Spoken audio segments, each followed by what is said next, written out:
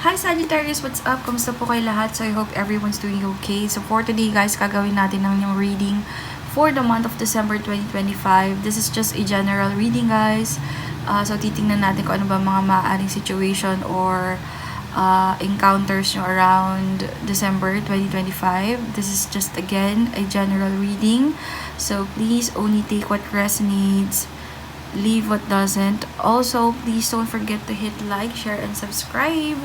And click the notification bell para din po updated kayo for my new uploads. Okay? Okay, so let's move on to your oracle cards first, Sagittarius.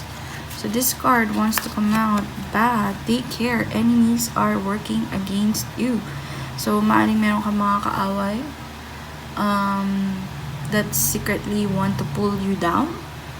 Okay, meron mga imbierna sa'yo. Nakikita ko dito. Sagittarius, okay? Mga nakasalumuha mo na ito, imbierna sa'yo, naiinis sa'yo. Maaring meron kayo nitong, kumbaga, paano ko ba siya tawagin? Parang conflict or drama somewhere. Maybe previous friends, maybe acquaintances, or ka-work mo. Ganun. Thank card, celebration, fun, enjoyment. So, again, sabi ko nga sa mga previous readings with other zodiac signs, December is a festive month. So, marami talagang mga sineselebrate. Maaring attend kayo ng mga parties, company parties, Christmas parties, reunions, mga ganyan, no? Na isa-celebrate or other things that you will celebrate, even birthday. Okay? You also have your fan, romance celebration party, another party, okay? So, yeah, so nakikita ko dito, if this is a company party, meron mag-a-announce ng mga kung sino naging top ganito, kung sino naging top ganyan, sino has been the best employee of the month, mga ganon, of the year, mga ganon, if this is a company. And, yeah, celebration. So, parties, events, gatherings, mga ganyan, okay? Ano pa for Sagittarius? You also have here Stork, news of a birth or a new business opportunity. So, baka makarinig ka ng balita from someone. Either, basta someone else or something else na either literal na birth ito or panganak or meron lang nagbukas na opportunity. I'm seeing material eh. So, parang tangible things like pera, gamit, pag-aari, mga ganyan. Marinig kang balita na merong related doon. And dark man. Dealings or relationship with a man with dark complexion or hair. So, maaring meron kang significant na person na makadeal by December that has dark hair. Maaring gantong hairstyle din, naka-ponytail, mahaba buhok, or just merong bigoteng ganyan, maaring chinito din. So, basta, diba? And, or, they could be moreno lang. Okay, just so, check the cards. Baka, kamukha niyan yung mga kadil nyo, diba? Pwede naman. Sometimes, cards are symbolic. Okay, so, we have your pineapple, reconciliation. So, maaring makipagbalikan with someone else or maaring may gustong makipagbalikan sa'yo around December. Okay, with the past lover. Let's move on to your tarot. So, ano po mga general events, general situations na maaring maasahan ni Sagittarius around December. So, you got your Page of Pentacles. Maaring may mga bagay na simulan. Okay? That will require you to parang learn, pag-aralan mo, mag-strategy ka.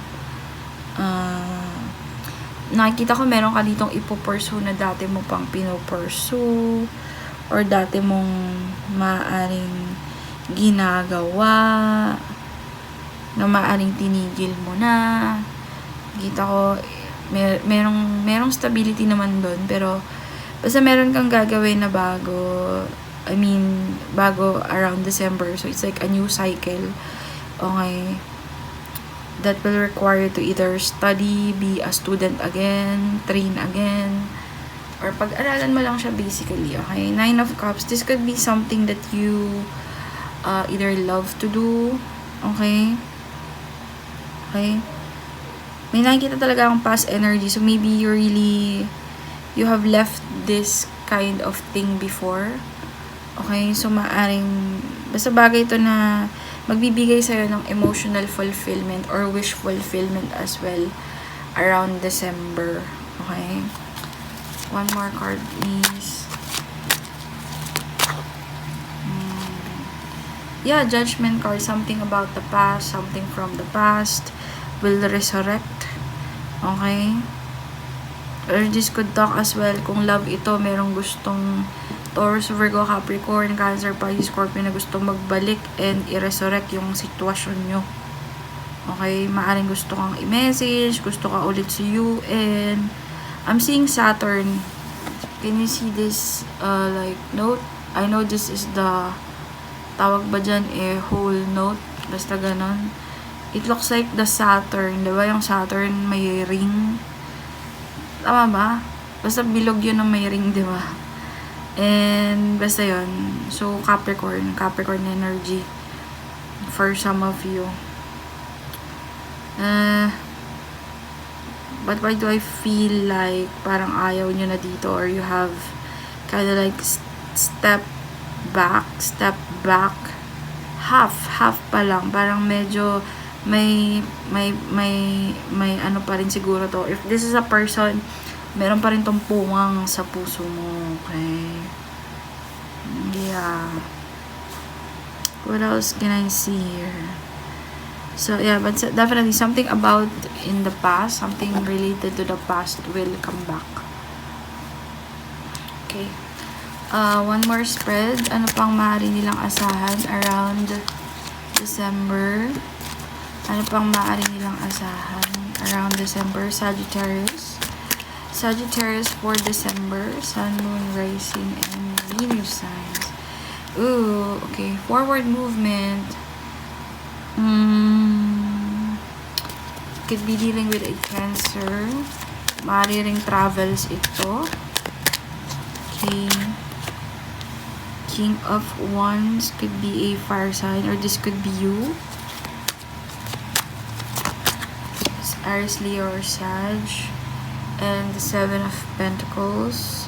Maaring may malaman ka na nag-progress. Parang ganun yung dating niya.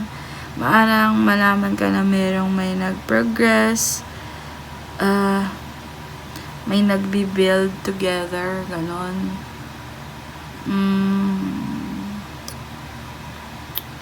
Could be Taurus, Virgo, Capricorn, or this could be you. Pero parang nakikita ko dito na medyo madidisappoint kapag nalaman mo yun.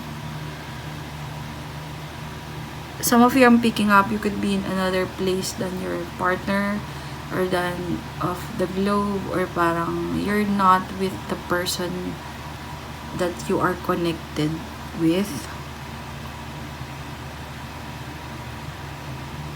I'm seeing a separated energy.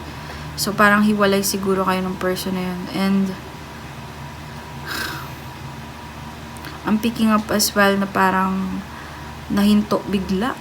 Ganun nakita ko, may red light doon. So parang red means stop, like full stop. Biglang stop din. Okay? You may hear a news about someone na nagtuloy-tuloy or big time na nagtuloy yung isang bagay about them that involves building together, planning together, investing together.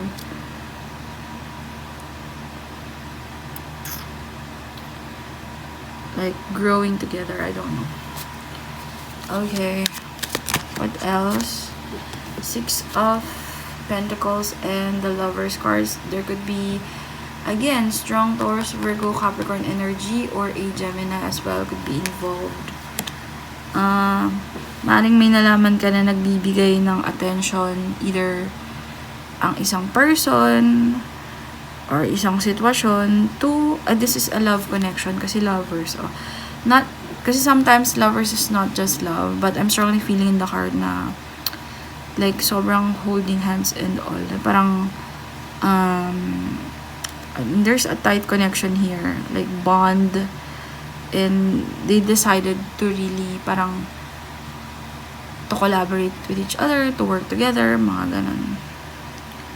Kaya akala mo siguro parang wala na, or akala mo siguro parang hindi yan magtatagal, mga ganun yung naiisip ko dito. Or maybe akala mo parang wala lang. But yeah, kasi yung Six of Pentacles, it talks about parang giving to someone else while the other person is not receiving. Parang nagbibigay sa isa habang yung isa naiiwang left out in the cold. It could be a possibility too. So, there. Okay, anything else for general? Okay. Moon card could be dealing with a Pisces as well. Three of Swords. So, maaaring pag nalaman mo tong news na to, talagang big time. Kasi Moon card is a major arcana. Maaaring talagang, malungkot ka dito. Okay? Broken hearted ka. But as a defense mechanism, I think you will start to find someone else. Kung love ito. Okay? Kung love ito, you will decide to just move on. Masasaktan ka. Kasi parang bakit tinago, and parang siguro hindi mo inasahan yung balita na yun. It's like parang kang binuhusan ng malamig na tubig or something. Parang ganun yung mangyayari dito. But as what I'm seeing in here, parang you will decide to not really parang mag-meddle dun sa nararamdaman mong negative emotions, but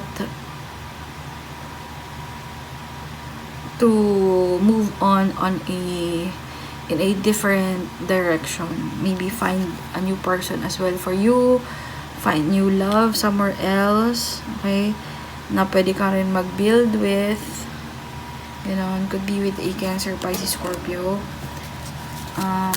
Okay, let's talk about career muna. Okay, then next is love. Okay, career. Kamusta naman po si Sagittarius sa career? Naming cards.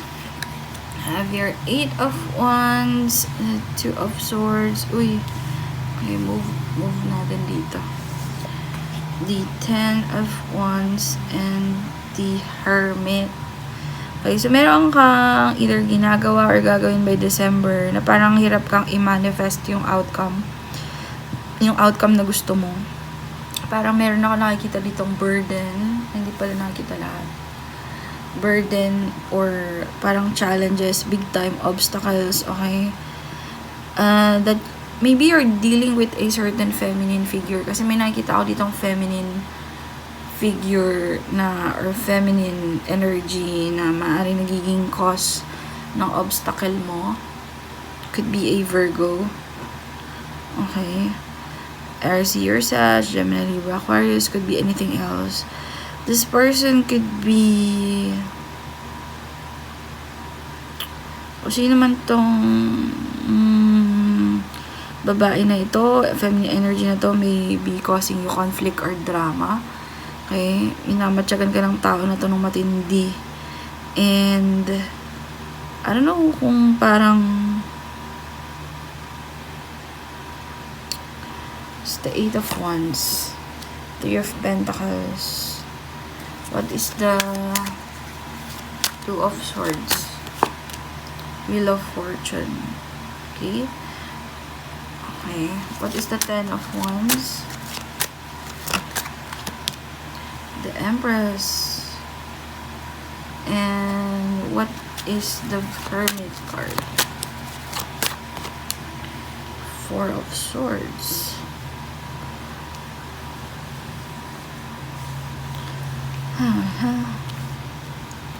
Wait lang. So, sa nakikita ko dito, guys, 2 of Cups. I don't know kung I'm picking up the energy of parang may gustong mag-offer sa'yo as well na person, someone from your past, ng either an opportunity or something. But this talks about maaaring meron kinalaman ng isang company, institution, pakikipag-collaborate sa ibang tao sa job mo. Okay? Or parang by December, makikipag-collaborate ka sa ibang tao or that's your intention.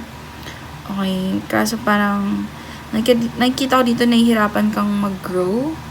Okay? Two of Swords is clarified by the Wheel of Fortune. So parang maybe may relate to sa fortune mo, sa kaperahan mo na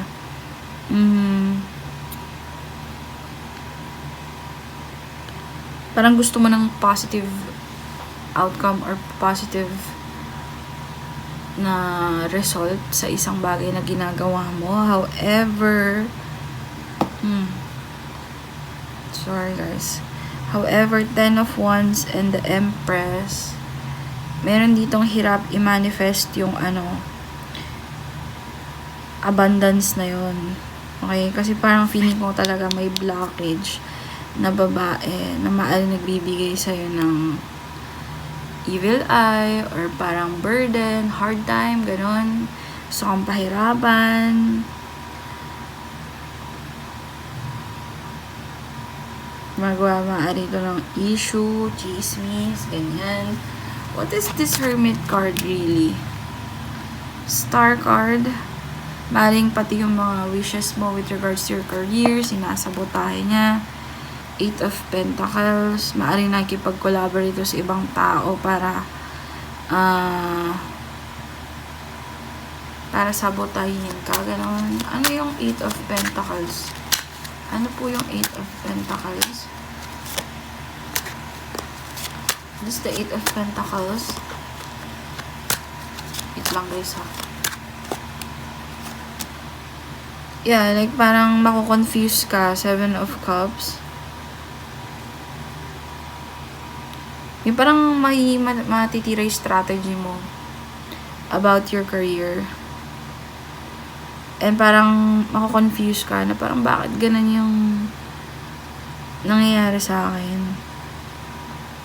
Parang maybe you're asking about stability, pero hindi mo siya makuha kasi nga parang may nag-jinx. Or parang meron talaga nananadya na tanggalan ka ng opportunity dito. Page of Cups. Knight of Swords. Yeah, gusto niyang mahirapan ka. Knight of Swords and the 5 of Pentacles. Gusto niyang magkaroon ng sense of poverty. Maramdaman mong walang-wala ka. Maramdaman mo na parang alam mo yan, may kakulangan ka sa kaperahan. Ganun, sa pera. Okay. Okay, ano pa? Could be the outcome of the situation. World card. And the 8 of Cups. So, I think there are things that will be ending for you. I think naman na parang mag-walk away ka dun sa mga situation na hindi na for your highest good. And maybe ipopursue mo yung mga situations na like parang, edi kung hindi, edi wag. Parang ganun ka. Parang nakikita ko dito na if walang opportunity, edi wag. Or kapag parang paano ba yung tama sabihin dito? Parang if wala or ayaw nila, edi wag. Parang mga ganun. Parang hindi mo hahayaan na naman yung sarili mo na magpakalunod, asking why, maawa ka sa sarili mo or not. No. Kasi parang ikaw naniniwala ka, meron pang ibang opportunity para sa'yo. Okay, another institution, kailangan mo lang maging consistent, kailangan mo lang maging talagang parang diligent, either sa paghahanap ng trabaho or pagiging about pag-work, okay, pagkakuha ng opportunity, say, para sa'yo, wala kang pakialam na sa mga tanong hila sa'yo pababa, but rather, you will focus on yourself, okay, focus on yourself, and parang, kung walang opportunity, edi alam ko magkakaroon naman ako somewhere else, parang ganun, sa career, Okay? Alright, so sa love life, kamusta naman si Sagittarius specifically? Sinong ka-deal ni Sagittarius? 5 of Swords, na maaring nahihirapan ka na dito sa tao na to. 5 of Swords, maaring merong competition with someone else sa love life. Okay? May paligsahan ako nakikita kasi 5 of Swords talks about parang paligsahan, competition with someone else. Someone is parang nakikipagkompetensya sa'yo. Ganun. Could be a Gemini, Libra, or Aquarius. Okay, what else? Anong meron? 4 of Pentacles. Someone is parang ayaw makipag-usap. Could be a Taurus, Virgo, Capricorn. 5 of Cups. Magkakaroon ng miss opportunity dito. Okay? Or maaaring nagkaroon na. Ace of Wands. Okay? Maaaring dahil sa sitwasyon na to na may nakikipag-compete, may nawalang isang oportunidad related sa love. Okay? Wherein parang pinaghirapan yung connection na yon. Kaso siguro, maaaring napunta sa ibang tao yung person nyo. And nakakaramdam ako dito na may mga it triggered a lot towards you. Parang nagkaroon ka ng either stress dito, anxieties dito, or parang mga talagang naramdam yung sinubukan ka talaga ng sitwasyon. Okay? Na parang naramdaman mo na